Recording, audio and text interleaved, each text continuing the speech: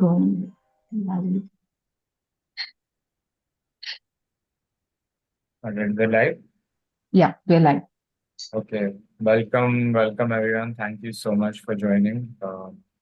And so in the last event, Prasad spoke about how to ideate and build on each other's ideas. We also had interesting challenges involved for the members. And today also we have a very exciting session with Bhaskar and Prasad. We are presenting a case study about design systems in action. So now I let you guys take it. Thank you. Thank you, Neerav. Thank you, Neerav. So let's actually take a step back and think about design systems. So what we are doing today is Bhaskar and I obviously prepared for this event. But we were trying to cover some of the main processes that happen in companies when you're using design systems. Okay. Now, these processes may vary, but however, by and large, the core style of functioning and the core thought process remains the same across all the different processes, okay, or across different companies. So the question that I have is, well, why do you use a design system? Right? Anybody have any thoughts about that? Why do you use a design system? Yeah, go ahead, Achyut. Sir, especially when there are a lot of designers working on the same product or project, to work on a certain set standard rules as to what the widgets should be, what the buttons and Got it. maintain consistency, and also to maintain it in a certain way so that, if one thing is changed in a place, it is easy to handle those changes across the Got it. screens or pages. So it's essentially consistency, coordination with large teams, right? And that is your rationale, correct? All right. Pooja, why do you need design systems? Basically to have a consistent design language, and when we need to scale the product, basically, so it is helpful, and to communicate with designers, and we use the same language throughout the Got it. project. Awesome. So I think the one new point that you mentioned was that it is about communicating with other designers. So it's about coordination between the larger design team. Developers, Okay, so then my question is this. If I'm a startup and I know that 90% of whatever I've developed is going to be thrown out and changed, okay, do I need a design system? Because it's just two people or three people. I maybe have one designer, one engineer, and that's it. So do I really need a design system for that? Go ahead, Pooja. So basically, first question is whether that product scale is like the company is like on a medium level for the project, or small scale or medium It's scale very project. small. It's very small. It's a startup. There's the three people in the team. That's it. Probably not at the starting stage, but a little later stage, we probably include design systems. So to start with, we can have a component library and a style guide and everything. But later on, as per the scope, increases, then we can include design systems. So, But a component library, if you're doing a component library and all of that stuff, you've already done most of the design system work. Right? I think no, because then there is no documentation of it. It is just a library. So you're just saying have a library without the documentation. Yeah, because that is even more dangerous. The mention of the things. But we can use that and start doing a design systems and mention the documentation of already made the components. So it little saves the time. Okay, all right. Think about it, because as we go through the presentation, let's see if you change your mind. Go ahead, Vishnu.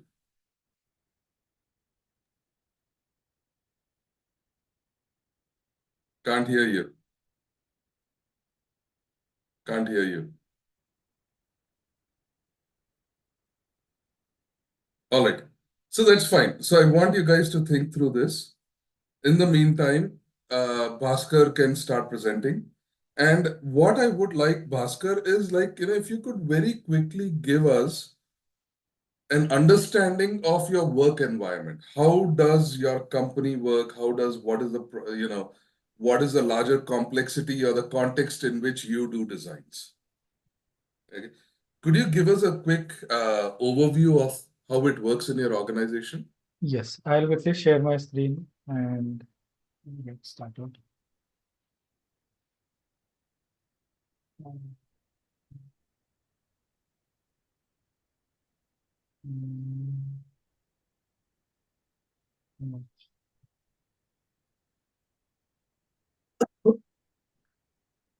Hope my screen is visible to everyone. Yes. So today I will be discussing about the complexities that I deal with as a designer, and like a short introduction. I am Bhaskar and I'm from architecture background, and I've been working as a a UX designer from 5.5 years. And I was a part of Collej from 2020 December, and I've been learning UX. So diving into how I work. So basically I work at Pegasystems. Now this has been a company, like a 40-year-old company, and it was founded in 1983, and I mean, the latest revenue says we are valued at 1.4 billion, and we have almost 5,000 employees working around the globe. And we usually deal with two major products. So one is Infinity, which is like a digital transformation companion, and it's more towards streamlining workflows of different businesses. And there is one more product, which is Launchpad, that is purely low-code development. How it's a shift from traditional development. Now, if we take one component or one product, so that's where there are 5 different teams which are contributing to build that product continuously. And each of this team consists of 3 major sub teams, which is engineering, product, and design teams. And there are multiple people who are working in these teams. And all these teams are spread across 3 different locations, which is India, Poland, and USA.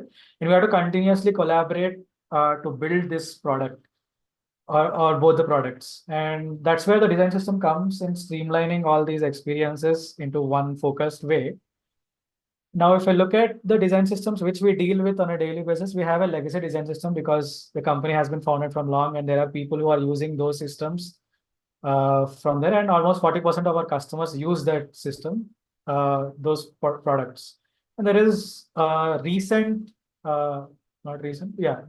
design system which was introduced, that is Constellation design system, and 60% of our customers use it. Now, the two products which we discussed, they actually use this as well, and Infinity component actually uses the legacy system also. Now, if you look at these 2 different products, which is Infinity and Launchpad, they are almost 75% different with each other if you look at from a design system perspective. And to add more complexity to it, the Infinity system has B2B side of a product and B2C side of the product, which is being built using this B2B side of design system. Now there is a 40% difference between these both.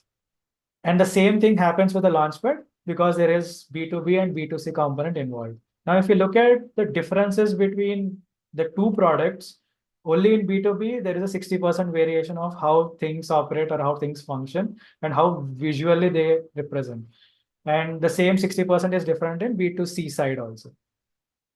Now, at any point of time, when we are working together, there are 25 projects which we would parallelly work across these 5 teams. And we are a bunch of designers who actually work on all these products, not necessarily on one. We keep shuffling towards it. And if you look at any one product to achieve that specific outcome, with this design system complexity, there are 9 different possible solutions that we could drive with drafting one single design around it. And that's where our struggle to derive that one right solution happens. So this is the complexity what we deal with every day. I'll give a short story. The other question is, does the fact that you have teams in 3 different countries have an impact on the complexity of the design system? Usually there are complexities that we deal with, like struggling to understand because there are existing design systems already there. But then we have to actively collaborate, and that's where collaboration is the bigger component of how we streamline these design systems and work towards. So is it possible that you as a designer are working with an engineer, say, in Poland and a product manager in the US? Is that possible? Yes, that is definitely possible because it's different. Again, 5, 10 different teams working all together at any point of time. If we are in charge of any specific work, it gets assigned to us as a designer. Got it. Got it. So here's the other part. So talking specifically about design systems within your company, how does it work? So we have a concrete design system team, which comprises of both engineers and designers.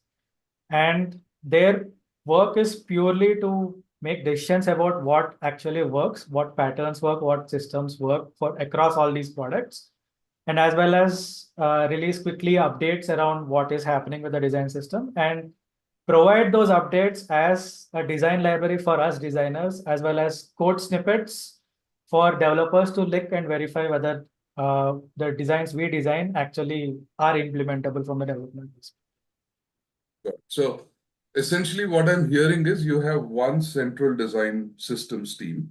Yes. Okay. Is it one team or 2 teams? Because you mentioned you have 2 products. It's one team handling both the products. So whole design system team handling whole products. Okay, so one design system team is handling 2 products. Yes. And for each of the products, every time it makes a modification, it is giving 2 deliverables. The first deliverable is code that the engineers will use, and the second deliverable is documentation that the designers will use for designing. Yes. Is that right? Yes. So at any point, there are probably about 4 different launches that are happening anytime a design system is updated. Yeah, 4 different launches, and it's bi-weekly how we get those launches more often. Oh, so it happens every 2 weeks. Is that what it is? Yes. How frequently do you guys launch products? So there are 2 major products. So basically, it's like there is one annual release which happens, but we ship all these maintenance and patch updates every month. So we work every month to deliver these features across 2 products. Got it. Got it. Okay, cool. So let's actually talk about what happens when you as a designer are assigned a project. Okay.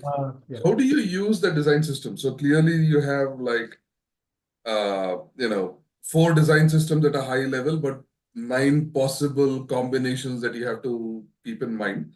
So what do you do when you're assigned to a project? So in general, when there is a project assigned, we have an initial discussion round with all the teams, product and engineering. But that's where we have to be very proactively thinking about which design system or what they are talking about with these lines. So there is subconscious thinking that has to be happen while understanding what is the complexity of that given project, as well as which design system it actually sits into, such that we could actually deliver those designs or even raise flags that we don't support something in this design system, and then actively negotiate with the timeline with the product team and engineering team. Okay. So let us say that you found the appropriate feature and you've done it. So that's great, the appropriate widget or design pattern. But let's say you don't find a design pattern that matches your requirement. What do you do then? So we usually find these cases around 40% of our work where there are new patterns which are always required. And that's where what we try to do is we try to do 2 different versions around it. So one, how can we achieve the same outcome with the existing design patterns? And how can we, or what is the new design patterns that need to be built into the design system, and give that idealistic vision as a version 2, both to engineering and also raise this request to our design system team that we have a use case which would possibly affect our usability, and that's where we think this version B is the right thing, and these are the modifications that has to be done. So eventually, once we raise it, so the design system team looks at it from a different perspectives and also identifies what are similar use cases, and then change that modification into the design system and release it.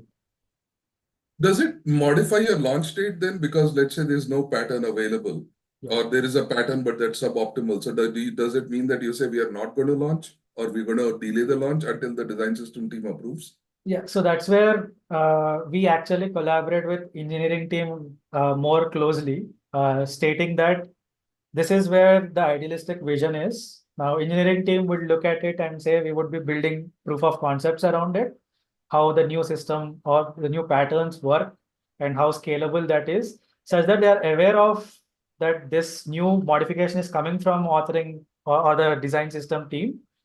And they also plan accordingly to those releases based on it. So there wouldn't be delay as such, but we are actually planning it a way ahead that this would come up and it's already there.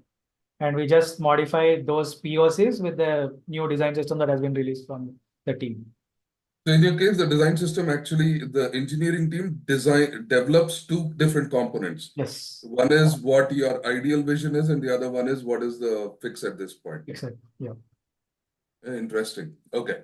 So let's say that,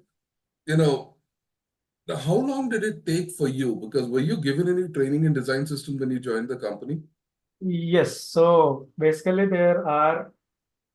it took almost 3 to 4 months to adapt to that.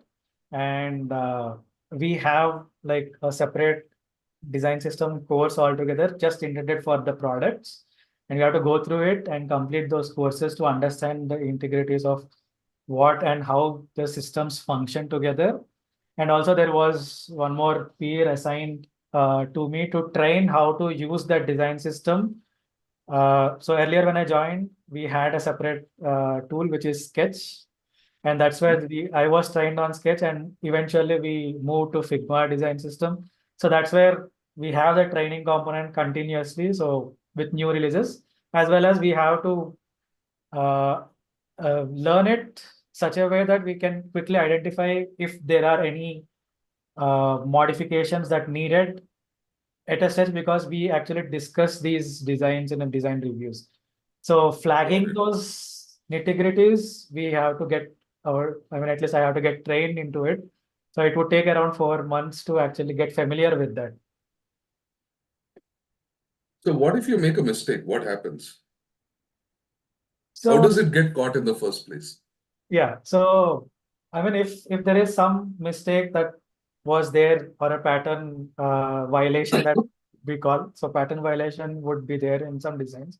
So we have maybe 5 levels of filters altogether.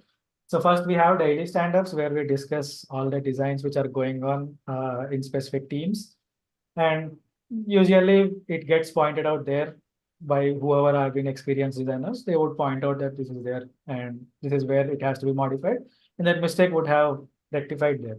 But if that doesn't happen, there is broader team level, like 5 teams. There are 5 team level collaborative design reviews for each team. And that's where it would be get caught like, okay, this is where it is violating and all. And even if that, I haven't seen it crossing that that system. But the next review is from the engineers where they flag any violation because they have also the documentation to what are the patterns available. Right, because they're doing the code. So if you Yes. propose something that they don't have the That code they for, don't have it, it's a violation. Yeah. So that's where got it. it would get caught there. And even if that is there, so there would be bug bash which would be happening after, even if engineering team misses it. So that's where there would be bug bashes where they actively looks at the workflows, how system is functioning using demos and all. And that's where it would get caught in the bug bashes and they would raise another bug where we have to modify this. So that's where it comes back to the design team, if it was in a design. But whereas if that is passed and still the defect has been not identified, So it goes to QA, quality assurance, and that's where they get caught in. So there are 5 levels of things where this system or the design system violation would get caught, and it didn't reach the 3rd or 4th step during my duration at this company. So I'm just curious, like what would happen if a designer was not familiar with it? They didn't prepare for the design systems. They just did sham their way through the classes and they did something or the other and they keep proposing wrong solutions. What do you think would happen? So at least it was not from a design team. So till now, we actually modify our designs based on the feedback, because we don't take that feedback as more personally. We just think that from the outcome perspective. And that's where we modify it based on whatever the design system optimization has suggested. Whereas if this mistake prevails, from a development perspective, again, I actually collaborate with engineering team. So that's where I got to know that if these mistakes keep repetitive. So once it is caught, so that's where there would be a specific team which would be formed to solve that problem, like a bug to solve it. And there would be an analysis team which would be looking at, okay, where was that problem started altogether, in such that to plan that it doesn't repeat next time. And once that is identified, so that's where manager would communicate that you need to undergo some training around that areas.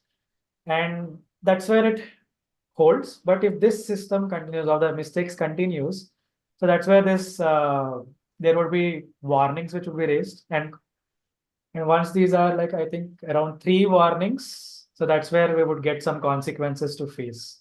So that level of things would happen. Got it. So basically what you're saying is your organization takes design systems fairly seriously. Yes. Okay, cool.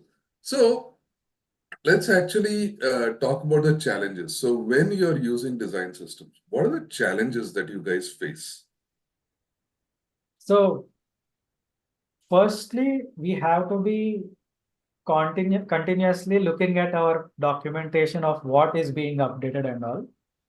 And then we have to also look at why certain decisions have been made using the document and analyze it, such that we can identify any of these pattern modifications way faster when we are looking at way before delivering the designs or starting to work on it.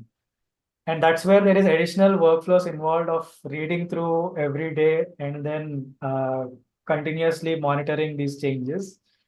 That's where this additional effort comes into place, which again, we have to balance between doing work as well as streamlining these design patterns more often into our brains. Got it. But I mean, just the way you explained it to me seemed like it's a very systematic and thorough kind of a process. Yes. And one of the side effects of that process, I would think, is you will not be able to ship very quickly. Is that right? Yes. So there would be some timeline which would have to be compromised. So that's where we actually deal with taking that, or way before we get those product requirements or those what do we call it? So those ask from the product team, we actually plan way ahead around it, like what are coming in the future releases and what we have to think before. So that's where we get those requirements way upfront, or we try to way upfront in our planning discussions, such that we could identify these slight variations to optimize these timelines more often. Now, how does design systems play in when you're working with diverse teams, like geographically distributed teams? Yeah. So since we are working 3 different locations, and even if we give those new requirements and all, it has to be communicated to everyone. Like we all teams at different locations have to be in sync.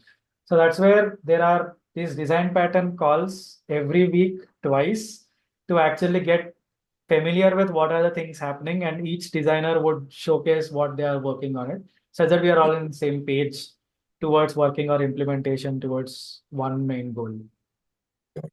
So this is interesting.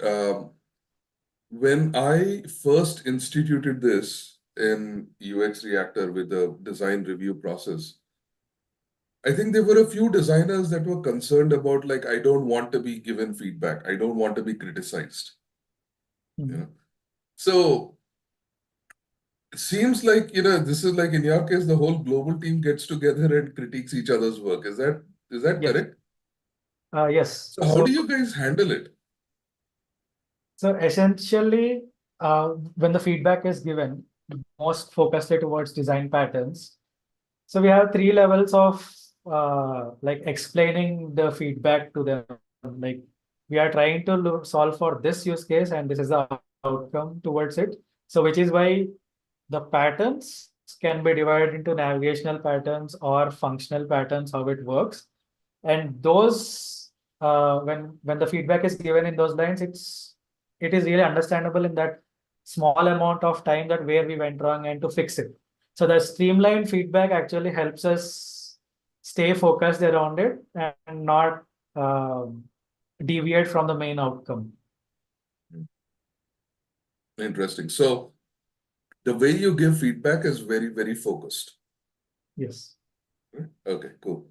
So let's actually talk about the next one. I've got my notes here. I'm just very quickly looking to see if I missed anything.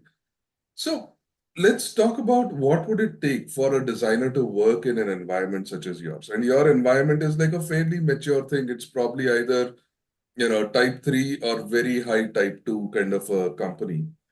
Yes. So what kind of skill sets and mindsets would you look for when you're recruiting people to get into your company? So since we operate in more like design system centric thing, and potentially all the designers would train in the process how to execute it. So that's where not additional to the process that we follow. It's very essential for anyone to learn how to use these design systems more appropriately, such that there are very less mistakes onto it. So that competence is very necessary in order to deal with complexity and then ship products in a monthly basis. Because if any mistake is made, so it is visible to multiple people across these teams and across the engineering, product, and design. And if it is always there, so that's where the credibility would be lost as a designer if these mistakes keep repetitive.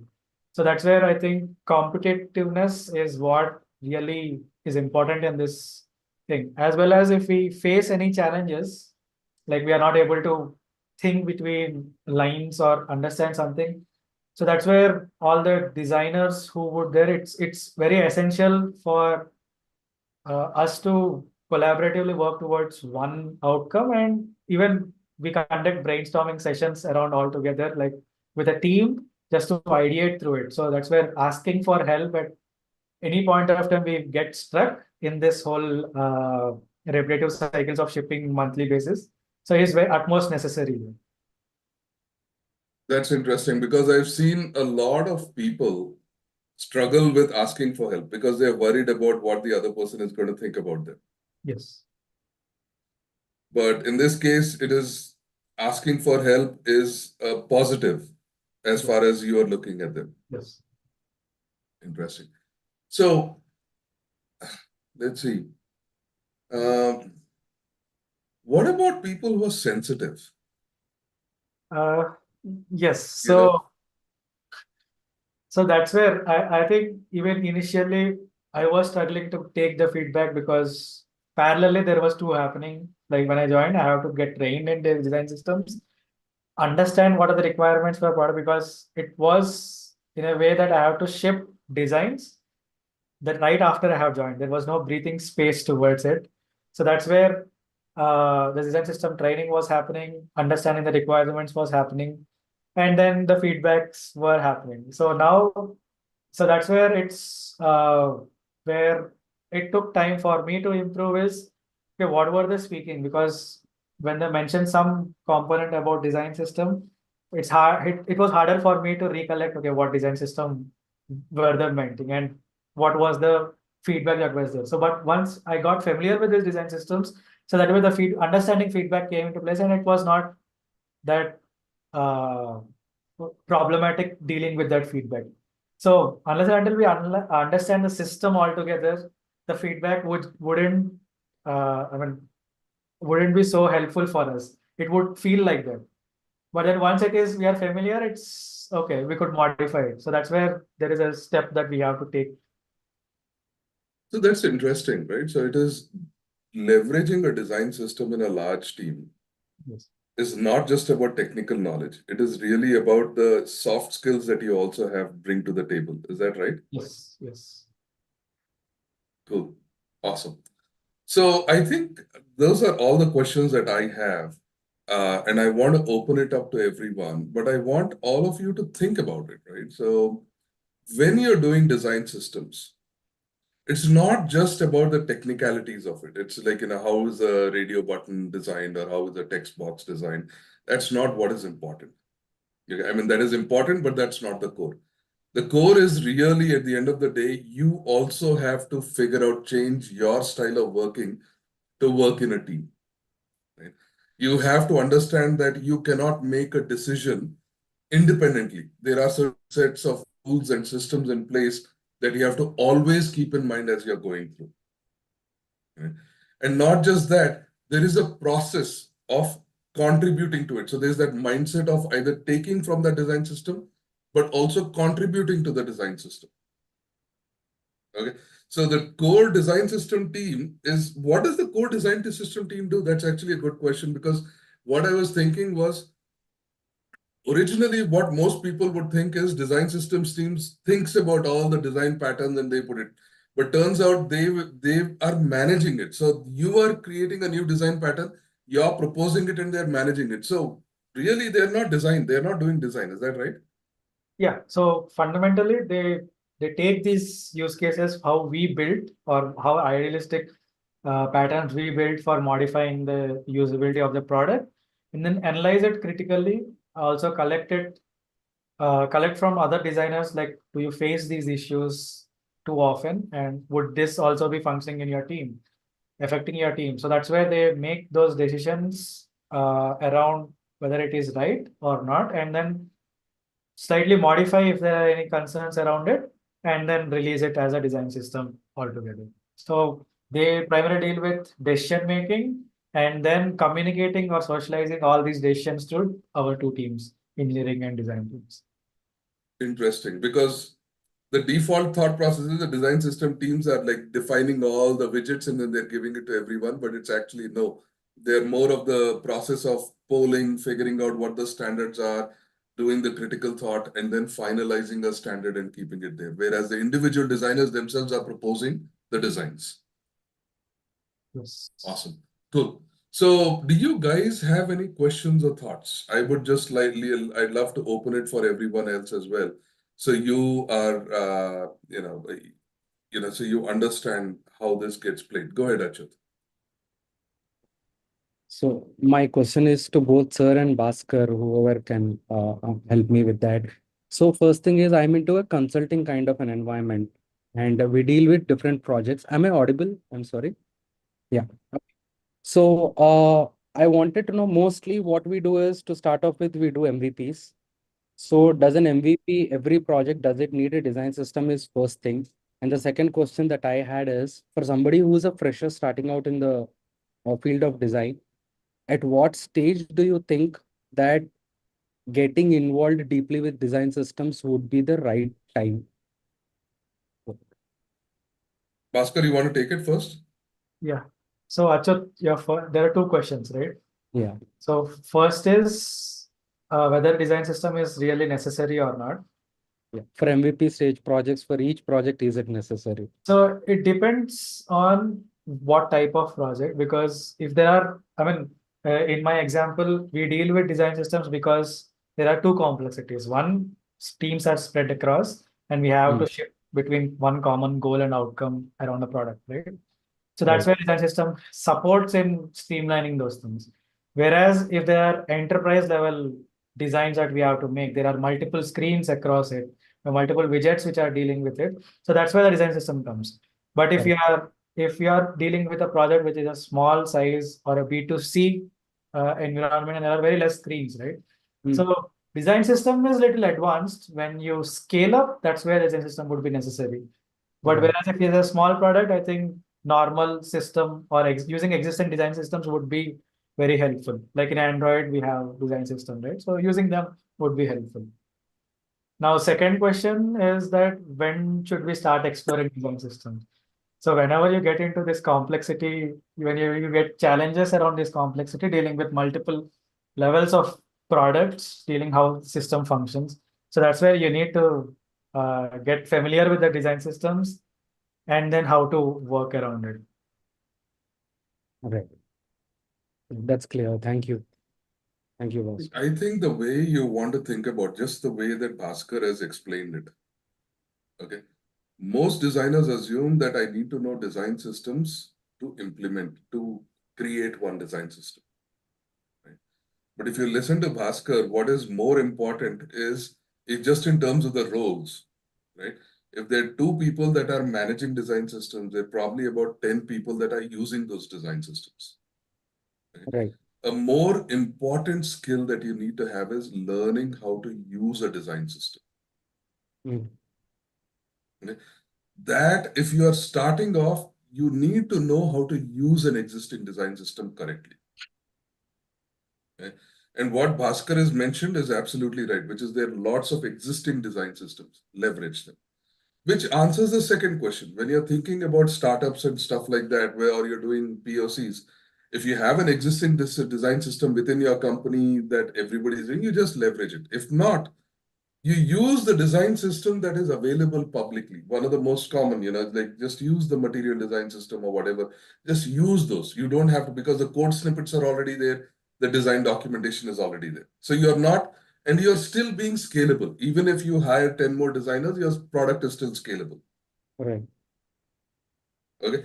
So I would say the number one thing that most designers need to learn getting into design systems is knowing how to follow a design system without making mistakes.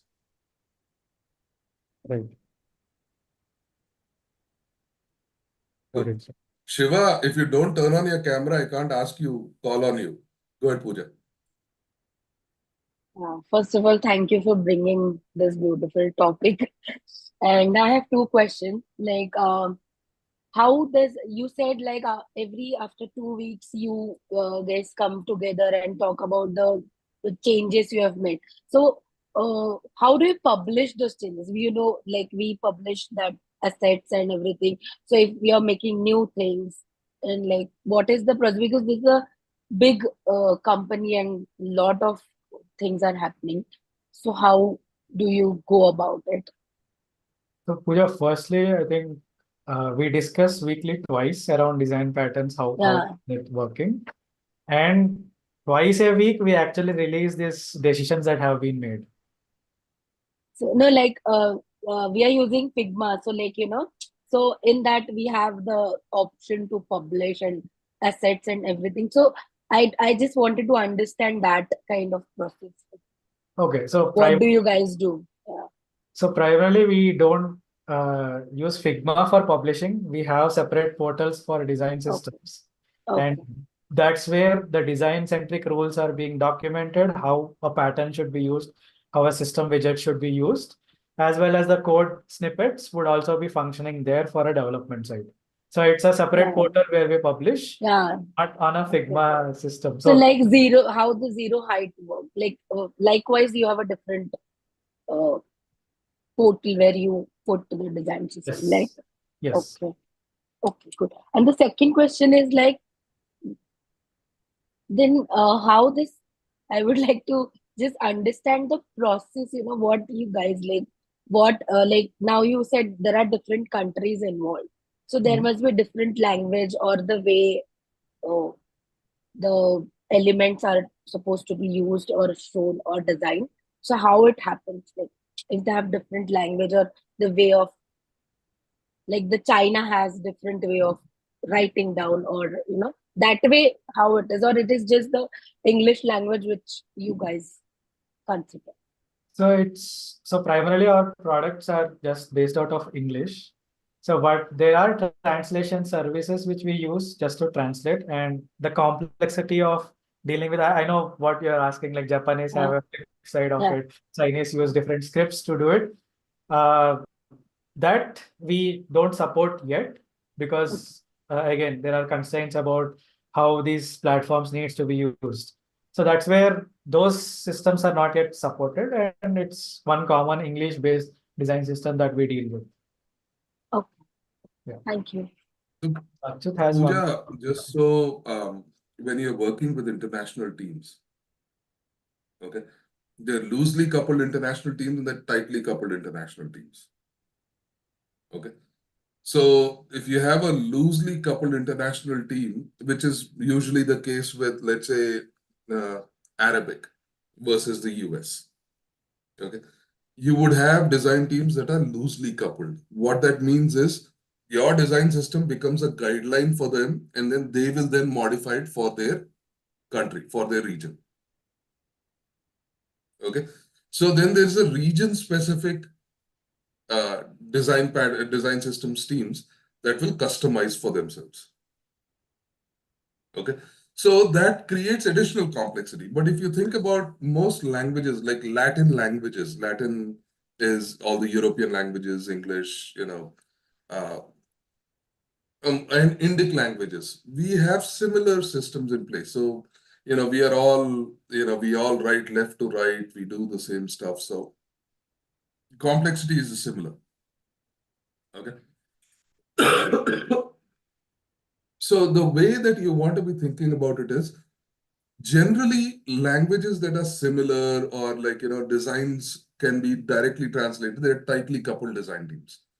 And where it is harder to translate, they're loosely coupled design teams where the local teams have more autonomy. Thank you. Prasad, can I add one point here? Yeah, if you turn on your camera, you can add points. I am at outside, Prasad. Okay. Yes, I recently got an offer from HP, so I'm working at HP printers now. Congratulations. Actually, we are maintaining a very vast design system here for printers. Okay, those printers will be available in around 200 countries across the globe. Okay, they have built one design system in English only. After that, we are having one team called a strings team. What they will do is they will write all the UX writing stuff. Okay, all the content they will write using one software is there. That software will generate content related to all the HP products to all the languages. So what they will do is they will write all the content using that software. We are handovering to those team in English only, but by using those screens, they will convert into 200 languages those screens, and they will release to different development teams. So we actually not provide any content. Aspect. So that is content management, yes, isn't it? It's so content management is also another interesting thing. So the way you write your documentation, the way you write your all that stuff has to be designed for a content management system. So, for example, if you say a button says click now or buy now, okay, how would it translate in different languages? So you are actually managing your content for translation for the future. So that also is definitely one of those localization things that you have to think about. So that's a really good point, Nagasai. Yes, that's what. Thank you, Nagasai.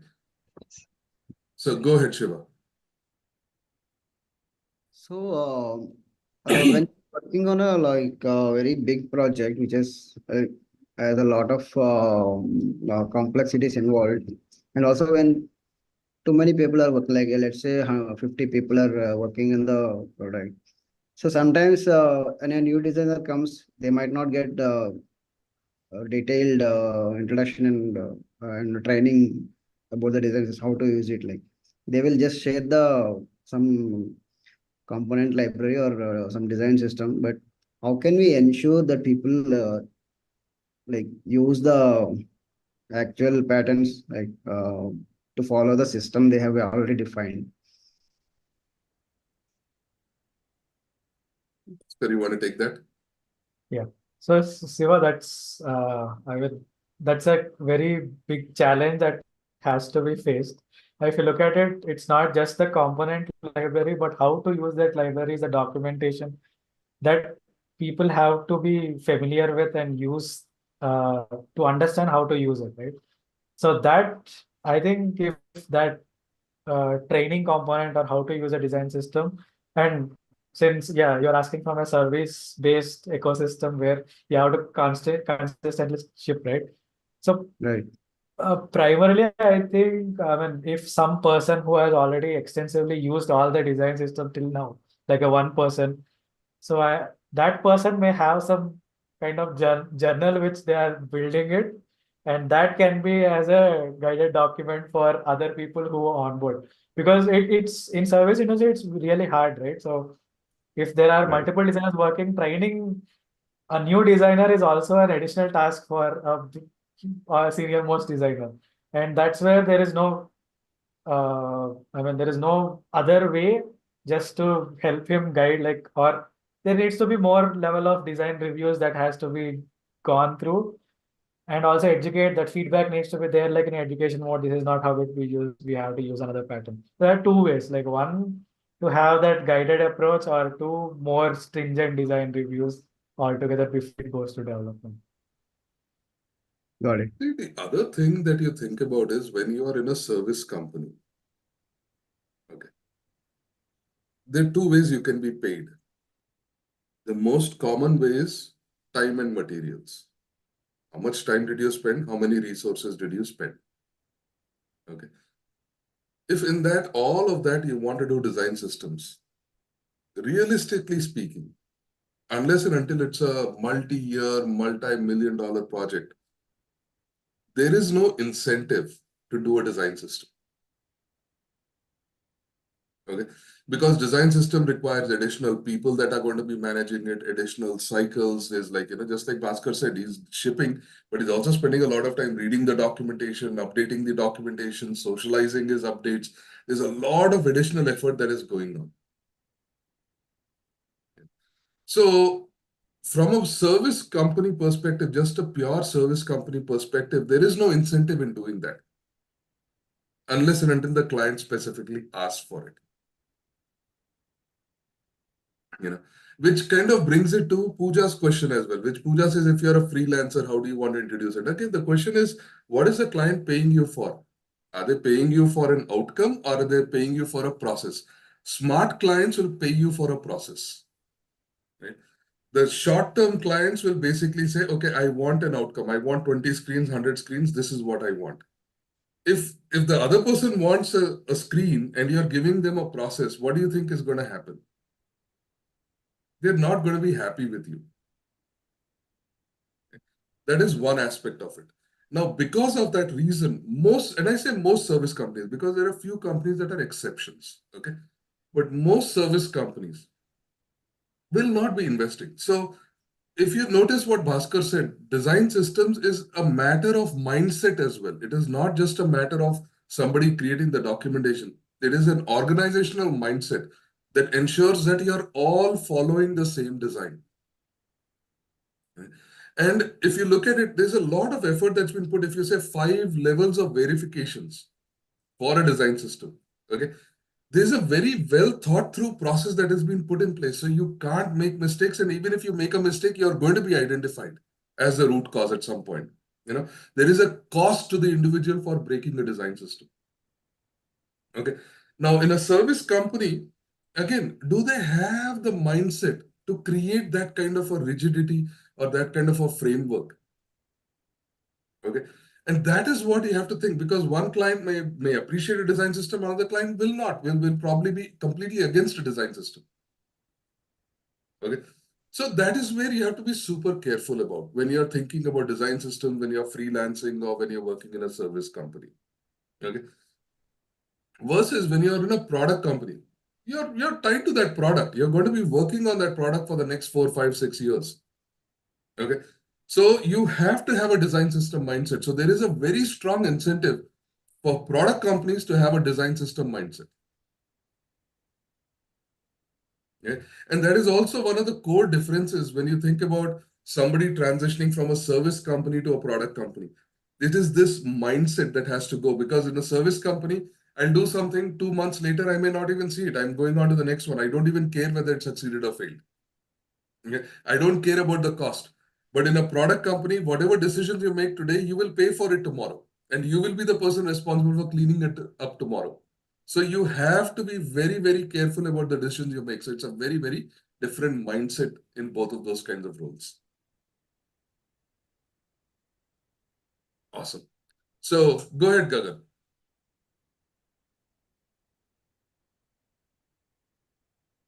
Sorry, two mouses in my desk. Yeah. All right. So one of the questions is very personal. I mean, not personal, but from your experience. What is the biggest lesson that you've learned from your failure?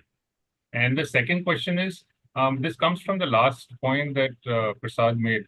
And this is a question for you, perhaps, is a lot of things I feel is linked to product management somewhere, and maybe you can expand on that if it is not. Yeah. That's it. Oscar, go for it. You take the first, I take the second.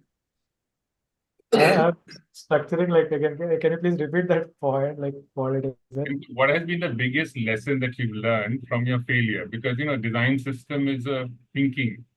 So Yeah. I'm thinking there could be something that we can all learn from your failure, essentially. Okay.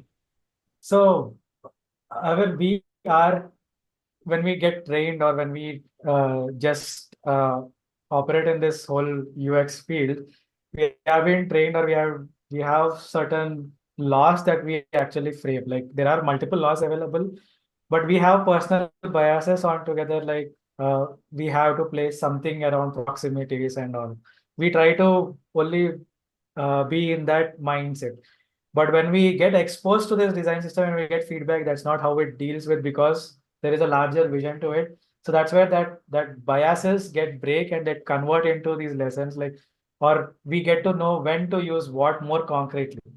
So that's one thing which I got to know when I was introduced to the design system. Like essentially I put all the, maybe like an example, I put all the checkboxes in a line. But in a product perspective, it's not that way. There is a more component, like how they deal with it, how it functions with other systems. And based on that, these arrangements itself has multiple variations to it. So that's where that breaking the personal biases of how we use or how we do designs, and then how it should be done in from an outcome perspective, is what I have learned. Thanks. So I think coming to the second question, which is there is a lot of overlap with product management. Absolutely. Right. Especially if you're working in product companies and you are defining a lot of the initial requirement gathering is done by designers, right, or researchers. Then all of that is like prioritized. There's a lot of prioritization effort that you're doing. Now, where UX designers, don't worry, and again, this is my definition of my way of rationalizing. There's a UX design and there's product design. Slightly different flavors. Okay. UX designers primarily look at the users and they're designing the experiences, whereas product designers are also looking at the business of the product and then trying to incorporate those business principles in there. So as a designer, you are going to be very intimately involved as part of the writing the PRDs, as prioritizing the launch, right? Making modifications. A lot of that you're going to be intimately involved. So you work very closely with product managers. However, product managers, in addition to that, are coordinating and working with all the other disciplines and stuff like that, right? Whereas you probably are working with, the engineering guys, the product managers, that's it. Product managers are liaising between marketing, sales, the launch cycles, all those other things, they're kind of figuring it out. So to answer your question, yes, there is an overlap, but there's still a much more specialized role for product managers and there's a specialized role for designers. Does that answer your question? Yes, indeed. Thank you. Cool. Go ahead, Muzakir. Yeah, so my question has I have two questions. One is at contributory level, and the second one is more about management. On the contributory level, Bhaskar, as you mentioned that when we come up with some new pattern, and you mentioned the design team goes through a critical thinking and they try to analyze will it work or no. I just want to know the thought process, or what do they actually do? What is the thought process? What happens there as a design systems designer? What do they do?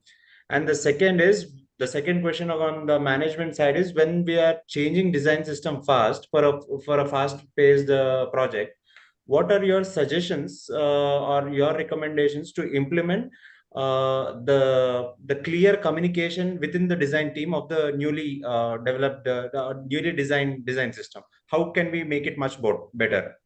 Right. So from the first question, right? So what does the design system actually do? So now if you take any example, like let's say there is a widget, which is a loading widget, right? So that loading widget, essentially, let's say it doesn't have any progress indicator, like a percentage of it. Again, this is a specific example. So if you look at that point, now if we have to add that percentage into that design widget, and we come up with a use case, right? So we, from that experience perspective, that use case perspective, we could potentially recommend that here is where it could make sense for the users.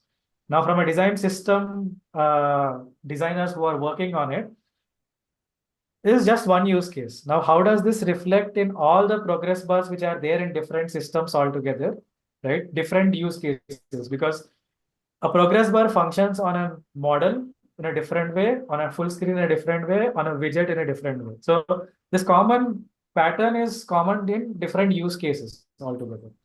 Now, where would this fix, or how would this scale up if we add just one component there? That critical thinking, they have to do it in different ways, because first they need to identify what are the similar use cases that this would add up when we are scaling up the design system, and how does this function between different, or when it is clubbed with different widgets, how does this function and what are the effects that it would cause? And that's where they would optimistically take that this is where, or decide this is where it wouldn't affect, and we still have to have that functionality. So that critical thinking altogether, they do it, and they collaborate with multiple stakeholders or designers, as well as the engineers, to look at the feasibilities and then make a decision that that is a valid pattern altogether. So that's the complexity that they deal with. Okay. Yeah, and for the second question, like how can we make it more streamlined, like the design system? In a fast-paced project, if we are implementing design systems, or if we are changing design system again and again, Right. how do we better communicate to our design team so that they implement it faster? So in a fast-paced environment, there are two smaller things that we have to discuss. Like one, when there is a design system, how would you enable that design system across your designers, right? So is it like a component library that you say this has been changed, or you just publish it towards different people that you send these weekly or release things? So if you operate only at a component level, there is a huge chance that those systems may not be noticeable. The changes would not be noticeable by different people, because, and also these fast-paced changes, right? If there are already existing screens, they have to also be updated, and it comes with time and effort. Right, to change those things, because it may be under development right now and developers are currently looking on it. So identifying all those things, how a change of a single color of a maybe drop down arrow would affect in the whole design system, how is it planned, like your component library, how is it planned, really matters, right? So if that is so streamlined, that's where it is so easier for the designers to look at that and identify, okay, this is changed and why it is changed, to just go and refer any documentation, right? And eventually, if you ask me, like, design systems shouldn't change, they should be upgraded, like, or scaled. Some pattern, they have to be upgraded, not changed completely, right? So that's where there is a difference. If it is changed, there is a huge setback when we are shipping. But if it is optimized or scaled, So that's where it is more streamlined towards scattering more use cases in the future. Okay, got it.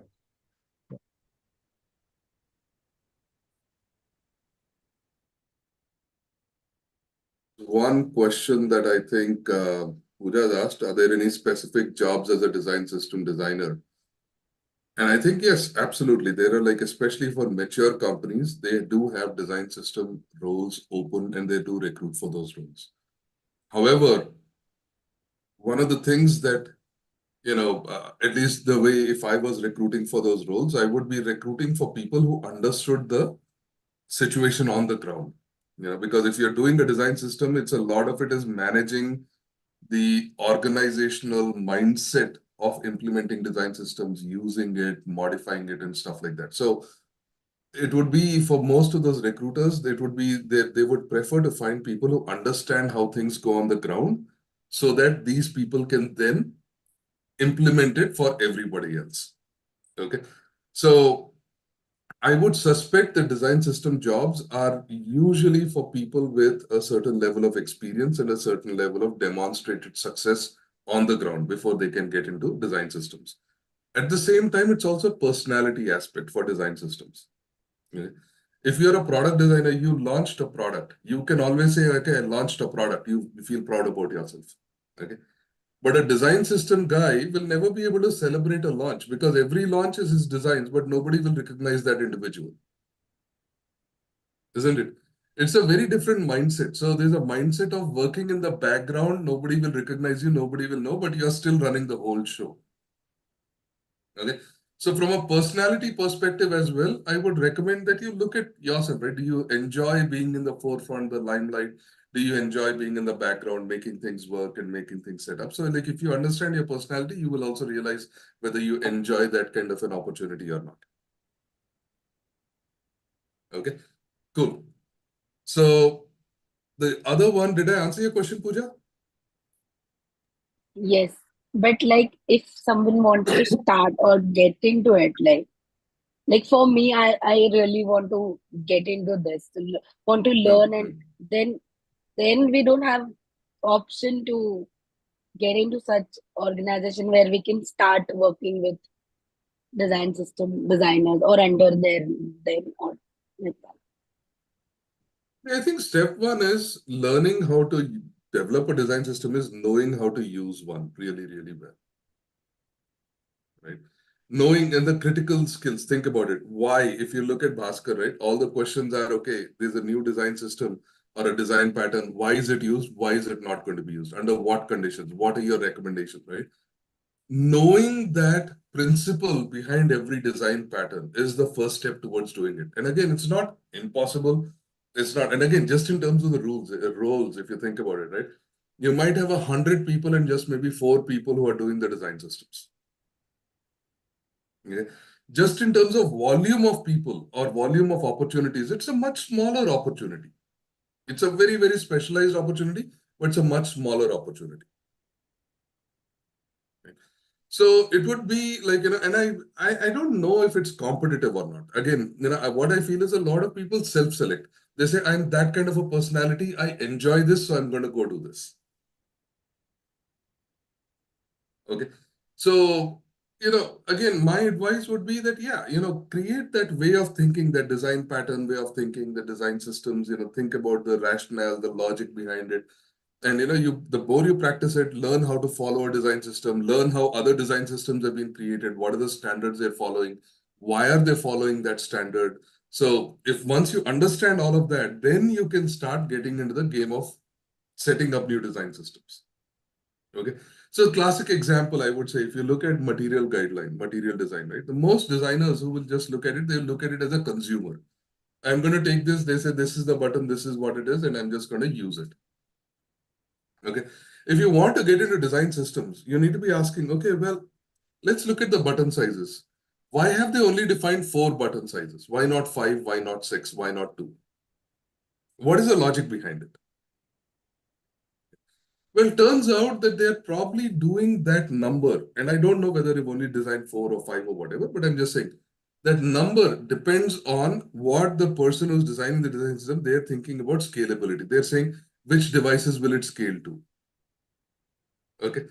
How what are the conditions? What bandwidth will they have? What screen resolutions will you have? So when you're taking into consideration all of that stuff, then you can connect, okay, that is why they gave a recommendation for 4 button sizes. Okay. So somebody who wants to get into design systems will be thinking about that. Why did they only do this? Why not do something else? Why did they do that widget and not this widget? Right?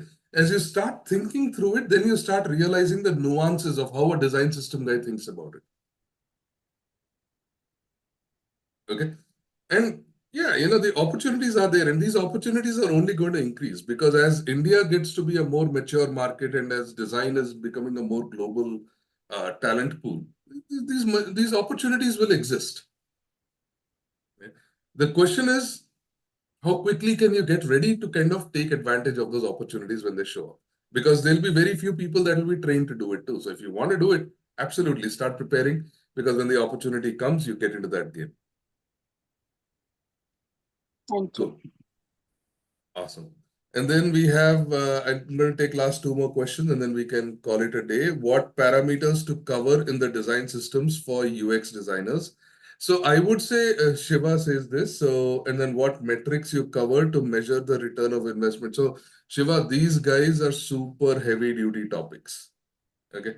Just each one of these, we can talk about it for a day. Okay. I've been in meetings where we talk about, where we talk about, how do you determine the return on investment for a design system? What are the systems there? Like if you go to certain companies, there are like, if you do A/B testing, there are some companies that do A/B testing on design systems itself. Okay. So there are like a whole new level. So what Bhaskar has explained is a very simplified version of what is available, but there's so many companies that are pushing the envelope on design systems and making changes and stuff like that. So if we get into all those things, it's gonna, it's a really larger discussion to have. So I would say, let's park it for another day. Okay, cool. Awesome. So if that's it, I think this is, really awesome. Thank you, Bhaskar, for sharing your experiences. And this has been like, I'm sure it's been very enlightening for everyone. So with that, we will leave you for this week. Have fun and stay safe and see you next week. Thank you. All right. Thank you, Bye. Bhaskar. Thank you, Bhaskar. Thank you.